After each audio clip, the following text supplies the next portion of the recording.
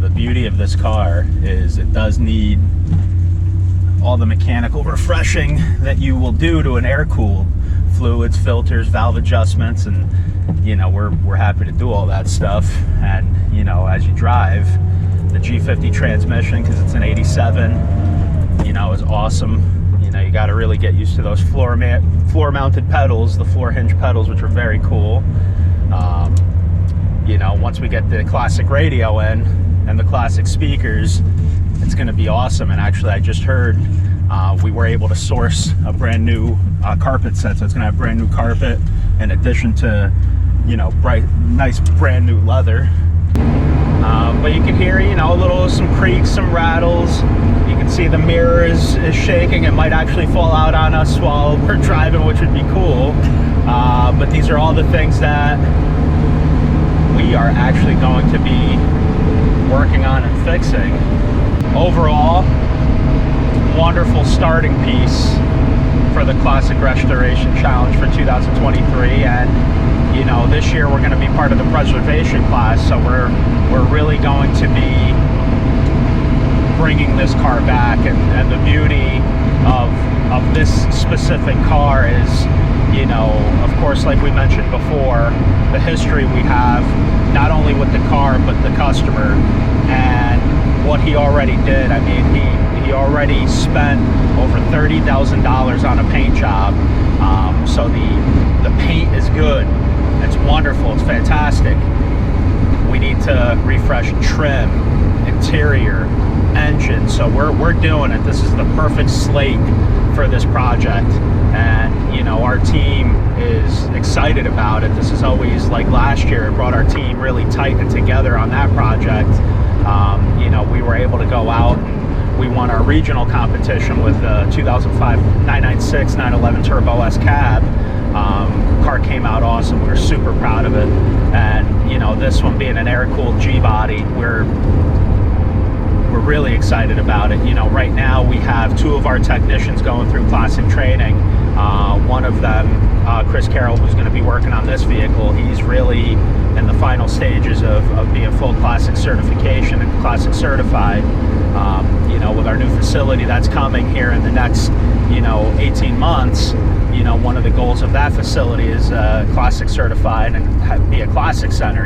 The amount of air-cooled vehicles and classics that we work on puts us in that category, which for us and our dealership, we've been open for this year will be 12 years, which is crazy, and that time has flown by, and in that time we've grown pretty substantially, and we're really proud of it.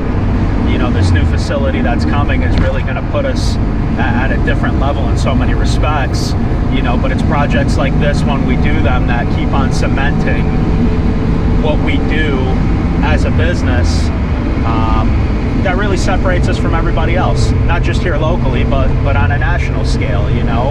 Very few dealerships participate in these challenges, but the ones that do go all in, which is awesome. So when you're there competing, you're competing with the best of the best, and we're proud to say that we can compete at that level. We have the staffing to compete at that level, the skill, the know-how. The customer who purchased the previous Restoration Challenge car from us, he's loving it. In this one, we already have, a substantial amount of interest, especially because it's air-cooled. People love that. It's got that nice history behind it. And for us, this car does actually mean something.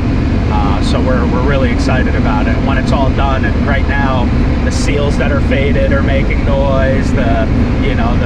If you look at the steering wheel, the vibrations behind it. We got new Michelin tires, N-Spec, Porsche N-Spec tires coming for it.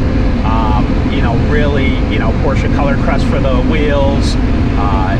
It's the details that always count. You could clean this car up and make it look good, but we're gonna do way more than just clean it up. We're gonna restore it and preserve it back to where Gary wanted it and to where we know we can compete with it.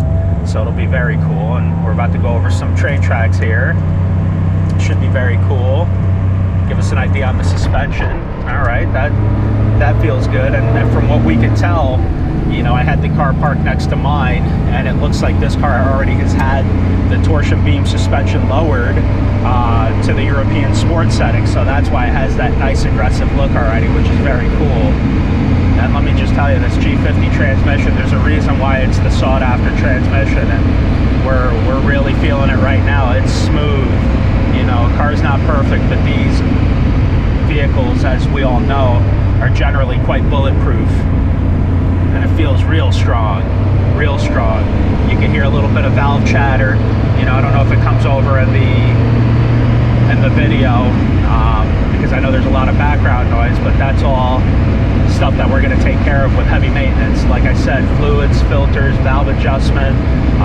You know, we picked up the special 5-gas analyzer to be able to really get the air fuel mixture in this car right. You know, by the time it's all said and done, it's going to be the nicest one out there in the market. It's going to be a keeper for somebody for sure.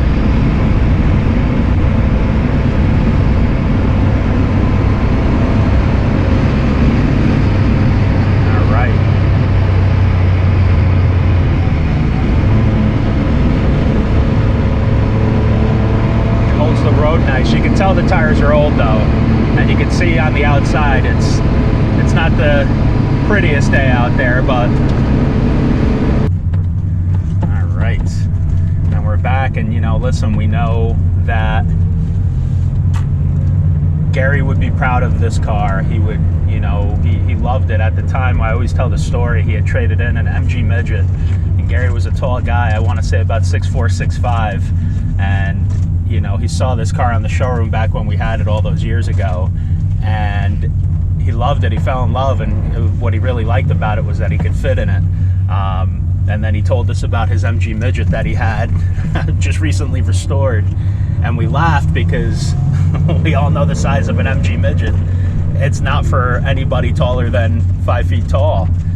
And I remember we worked out a deal, we took it on trade, and it was kind of like having a cool little motorcycle, you know, and we donated that car to the local auto museum, the Saratoga Auto Museum, that year for their first Saratoga auto auction, and it worked out really well. But I remember driving the car up to the auto museum and how much of a challenge that was, but it was fun. It was like riding a motorcycle. I almost felt like I needed a helmet.